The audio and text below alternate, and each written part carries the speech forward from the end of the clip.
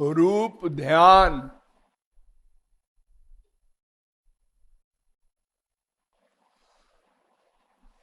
पहली बात तो ये है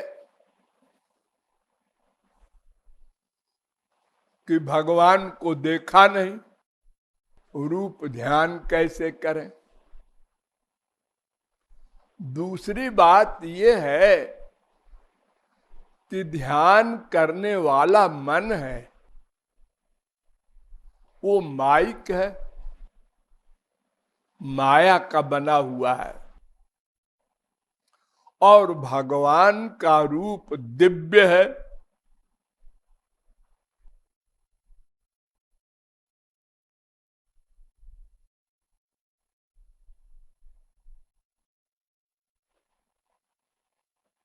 तो माइक मन दिव्य ध्यान कैसे करे, और बिना देखे भगवान का ध्यान कैसे करें हम लोग, और बिना ध्यान के उपासना का कोई मतलब ही नहीं है। क्योंकि उपासना या भक्ति मन को करनी है, क्योंकि बंधन और मोक्ष का कारण मन है।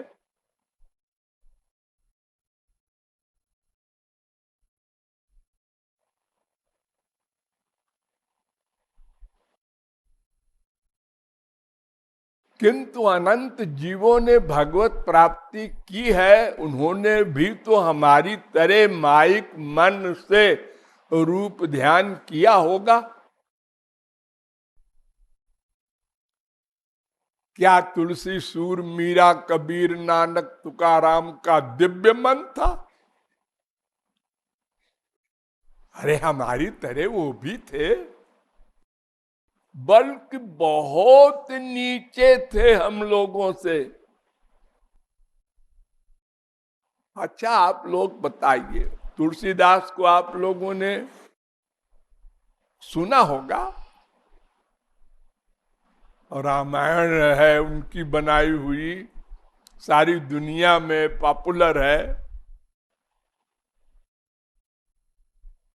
उनका क्या हाल था बताओ? 7 अरब आदमी में कोई आदमी ऐसा है जो तुलसीदास का मुकाबला कर सके? यानी इतना लंपट हो अपनी बीबी का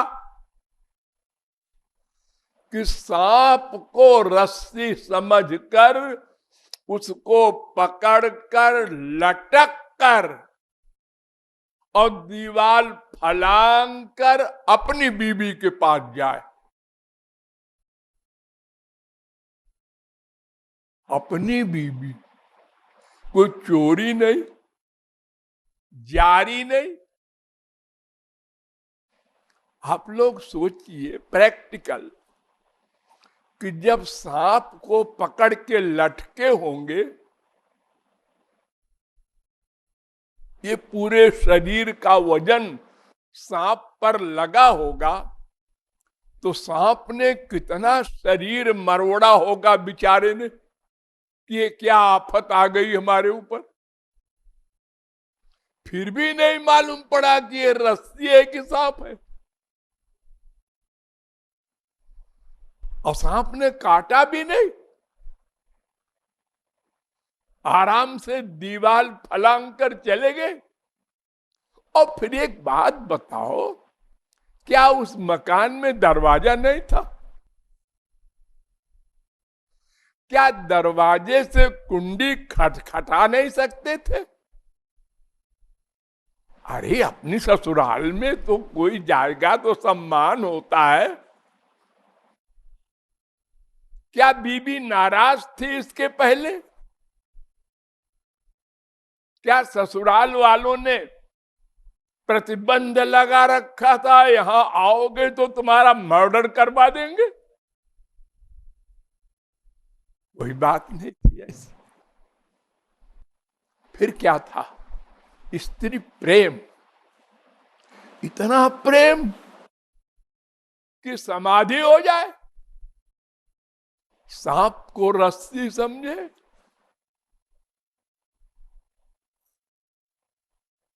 ऐसा स्त्री प्रेमी वर्तमान काल में कोई नहीं मिलेगा आपको। बड़े बड़े दावा करने वाले हैं, साथ ही मरेंगे, साथ ही जिएंगे, लेकिन अगर दोनों प्रेमी एक दूसरे से मिलने जा रहे हो, अकेले में भी मान लो, और एक रबड़ का सांप आ जाए, कोई फेंक दे ऊपर से, हाँ भाड़ में जाए वो प्रेयसी, वो कहेगा भाड़ में जाए प्रियतम, दोनों भाग पड़ेंगे रबड़ के सांप से।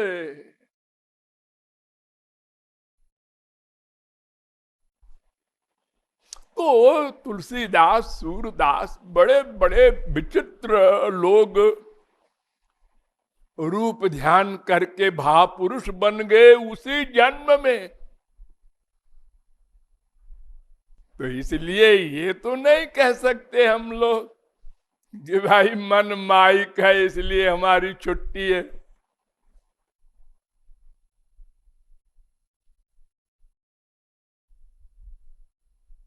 अघासुर राक्षस था, एक अजगर का रूप धारण करके आया था और इतना बड़ा मायावी था कि उसका एक नीचे का जबड़ा कई मील लंबा और ऊपर का जबड़ा आसमान में बहुत ऊंचा। ये सारे सखाओं ने देखा और समझा कोई गुफा है और सब घुस गए, चलो खेलेंगे इसमें, ये कोई गुफा है।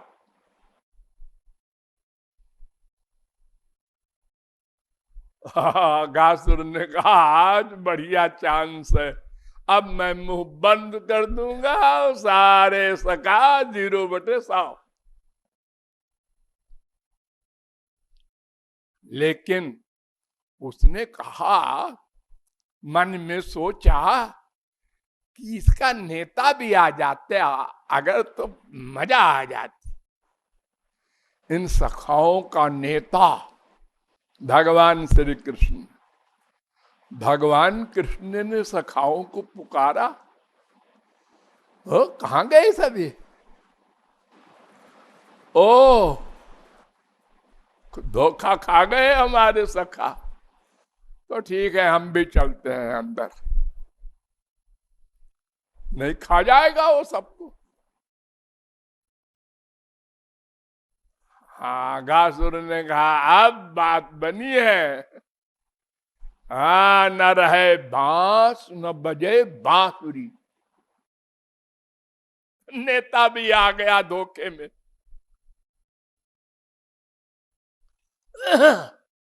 उसने अपने होठ को बंद करना शुरू किया, तो जब वो 5-6 फुट तक आ गया दोनों का डिस्टेंस, तो ठाकुर जी लंबा होने लगे, शरीर को बढ़ाने लगे। इतना बढ़ाया कि फट गया उसका जबड़ा और खून बहने लगा।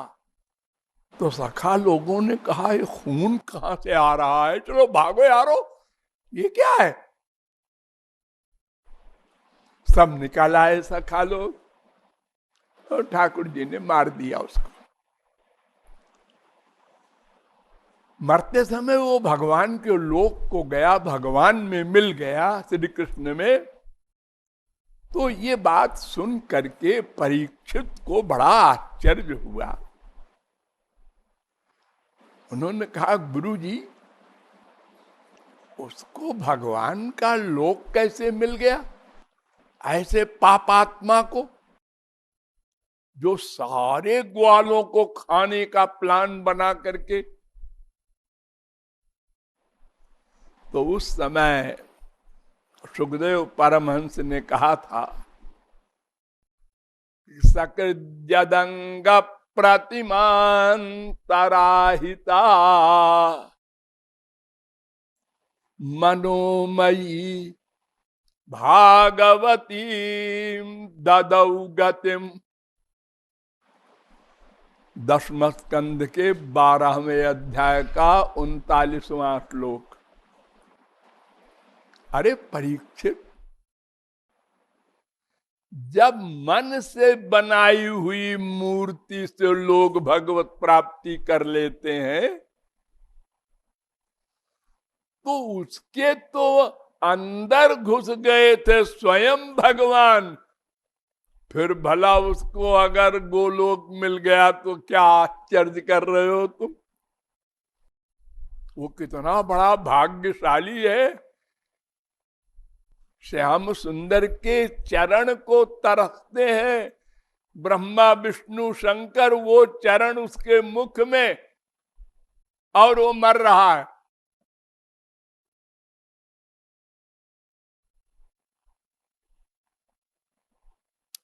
तो मन से बनाई हुई मूर्ति,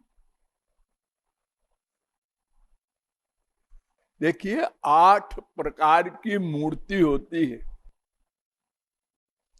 शैली, दारुमयी, लौही, लेख्या, लेप्या, चसैकती, मनोमयी, मणिमयी, प्रतिमाष्ट विधा स्मृता।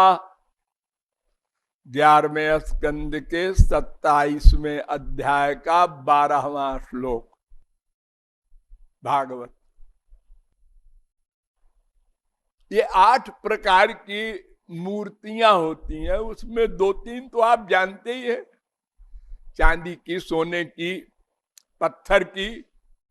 पत्थर की मूर्ति बड़ी व्यापक है हमारे देश में। हर मंदिर में पत्थर की मूर्ति होती है। मिट्टी की मूर्ति भी बनाते हैं, शंकर जी की बनाते हैं ना, बालू की बना लेते हैं, तांबे की, सब चीजों की बनती रहती हैं मूर्तियां।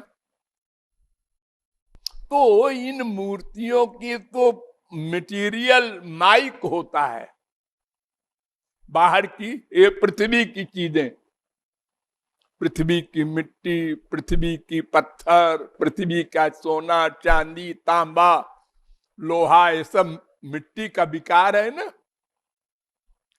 और एक होती है इनमें 8वीं मनोमयी, मन से बना लो। तो कृपालु की राय मनोमयी मूर्ति की होती है। मैं एक राय नहीं देता कि आप लोग पत्थर की मूर्ति बनवा के तब उपासना करें। मैं राय देता हूं मन से बनाओ। क्यों? इसलिए कि मन से हम अपनी इच्छा अनुसार मूर्ति बनाएंगे, और जो पत्थर की मूर्ति होगी वो तो मूर्तिकार, जो मूर्ति बनाने वाला है, वो अपने मन से बनाएगा।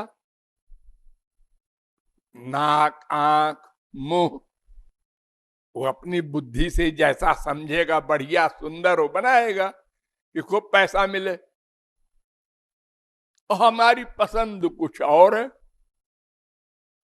सबकी पसंद अलग अलग होती है ना।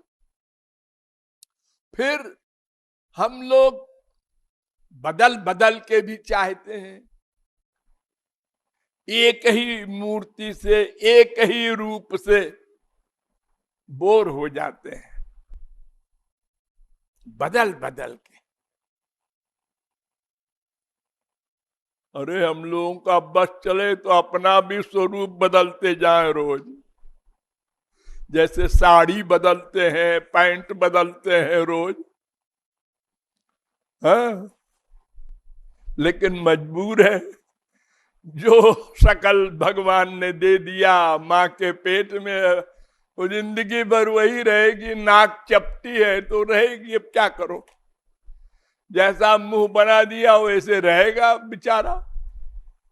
अब भले ही आप शीशे में देख के कहें हमारा मुंह तो ऐसा नहीं जैसा उसका है,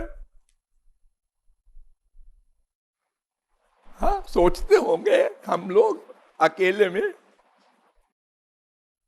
क्योंकि अगर हम ये सोचें कि सबसे सुंदर है तो फिर हमको विश्व सुंदरी के आगे नंबर हमारा होना चाहिए, ऐसा नहीं है।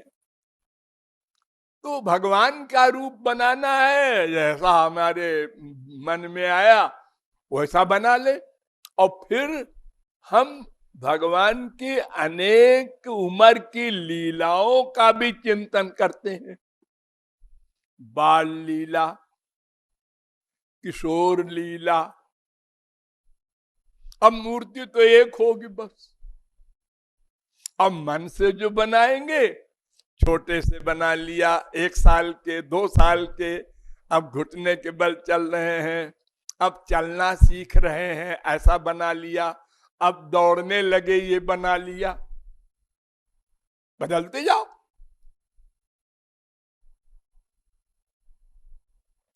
और ये भी छोड़ दो तो सबसे बड़ी प्रॉब्लम है कि संसार में जैसे अपने बेटा बेटी के लिए लोग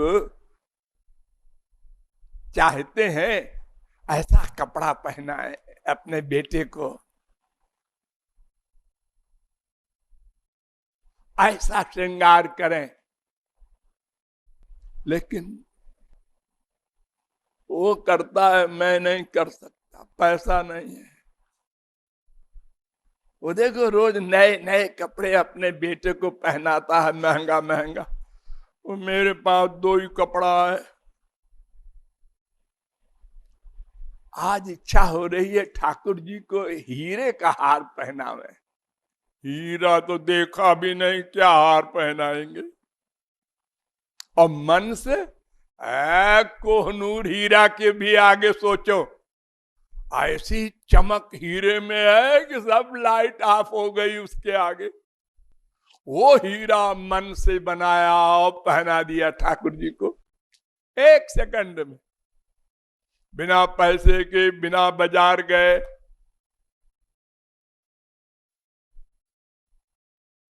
और बदलते गए। ये मनोमयी मूर्ति में एडवांटेज है। मूर्ति पत्थर की है। अब मैं यहां से जा रहा हूं कलकत्ता, बंबई, दिल्ली, एक आदमी बेचारा एक जगह तो रहता नहीं। और एक घर में भी अगर है तो इस कमरे में गया, कभी उस कमरे में, कभी लेट्रिन, कभी बाथरूम। कोई आदमी ऐसा तो नहीं है एक जगह बैठा रहे 24 घंटे। और ठाकुर जी की मूर्ति को लिए लिए घूमे, ये इम्पॉसिबल। और मन वाली मूर्ति हर जगह, हर जगह, चाहे जहां जाओ। उनको अंदर लाके बिठा दिया मन में, तुम अंदर बैठो, हम चल रहे हैं कलकत्ता, बंबई। पहुंच गए वहां, कमरे में बैठ गए। हाँ अब निकलो बाहर, यहां तुम बैठ जाओ। ये मनोमयी मूर्ति में बड़ा एडवांटेज, इसलिए मैं राय देता हूं मनोमयी मूर्ति की खूब पूजा करो, सेवा करो, बढ़िया बढ़िया सामान से। क्योंकि मन से सोचना भर है, खरीदना नहीं, लाना नहीं। हमारे संसार में 4-5 चीजों से लोग घर में पूजा करते हैं। चंदन है, फूल है, थोड़ा सा धूप दीप दे दिया। और किसी दिन कोई चीज नहीं है, अब चिल्ला रहा है बीबी को, अरे वो कहाँ गया वो तो खत्म हो गया, घी नहीं है। अरे नहीं है तो आरती कैसे करे? लड़ते रहते हैं लोग। हाँ, कोई बच्चा सामान उठा ले गया घर का, चूहा उठा ले गया कोई सामान, अब चिल्ला रहा है। मनोमयी सबसे बढ़िया, लेकिन है तो वो माइक ध्यान। हाँ, लेकिन भगवान उसका फल दिव्य देते हैं। ये कृपा है उनकी।